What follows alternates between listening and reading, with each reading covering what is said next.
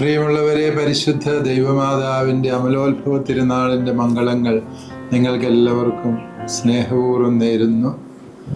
നമ്മുടെ അമ്മയും അനുഗ്രഹീതയും ഭാഗ്യവതിയുമായ പരിശുദ്ധ കന്യകാമാതാവ് ജന്മപാപത്തിൻ്റെ മാലിന്യമില്ലാതെ ഈ ഭൂമിയിൽ ജനിച്ചു എന്നുള്ള സത്യവിശ്വാസത്തിൻ്റെ പ്രഘോഷണമാണ് അമലോത്ഭവ തിരുനാൾ എന്ന് നമുക്കറിയാം.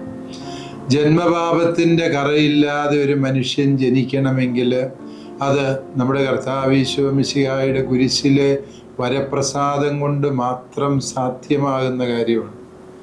എന്നാൽ പരിശുദ്ധ അമ്മയ്ക്ക് ഈശോയുടെ കുരിശിലെ വരപ്രസാദത്തിൻ്റെ കൃപ ദൈവം മുൻകൂട്ടി നൽകുകയും അതുവഴി പരിശുദ്ധ അമ്മയെ ജന്മപാപമില്ലാത്തവളായി ജനിക്കാൻ അനുഗ്രഹിക്കുകയും ചെയ്തു എന്നാണ് തിരുസഭാ മാതാവ് നമ്മളെ പഠിപ്പിക്കുക.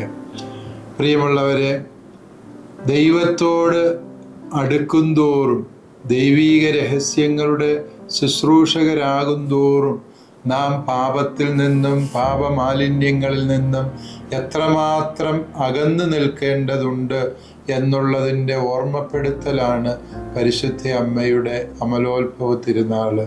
തിരുക്കുമാരന് ജന്മം നൽകേണ്ട ആ അമ്മയുടെ ശരീരവും മനസ്സും ആത്മാവും ഒരുപോലെ ജന്മപാപത്തിൽ നിന്നും കർമ്മപാപത്തിൽ നിന്നും വിടുതൽ പ്രാപിക്കേണ്ടതുണ്ട് എന്ന് സ്വർഗം തീരുമാനിച്ചിരുന്നു. നമ്മെയും ദൈവം ഫലമേൽപ്പിച്ചിരിക്കുന്നത് ഈ ദൈവീക രഹസ്യങ്ങളുടെ ശുശ്രൂഷയാണ്. അവിടുത്തെ തിരുവചനം പ്രഘോഷിക്കുവാൻ, അവിടുത്തെ തിരുക്കുമാരന് ഈ ഭൂമിയിൽ സാക്ഷികളാകാൻ നമ്മുടെ സുവിശേഷ വേലകളും ക്രിസ്തീയ ജീവിതവും അർത്ഥപൂർണമാകണമെങ്കിൽ അമ്മയെപ്പോലെ പാപമാലിന്യത്തിൻ്റെ കറപുരളാതെ ജീവിക്കാനുള്ള നിർബന്ധ ബുദ്ധി നമുക്കും സ്വന്തമാക്കാം. ജന്മപാപമില്ലാതെ ജനിച്ച പരിശുദ്ധ അമ്മയുടെ അതേ ഭാഗ്യം ഓരോ മാമോദീസായിലും തിരുസഭാ മാതാവ് നമുക്ക് തന്നുകൊണ്ടേയിരിക്കുകയാണ്. മാമോദീസായ്ക്ക് ശേഷം ജന്മപാപമില്ലാതെ അമലോത്ഭവരായി നാമും ജനിക്കുകയാണ് വീണ്ടും എന്ന സത്യം കൂടി നമുക്ക് ഓർക്കാം.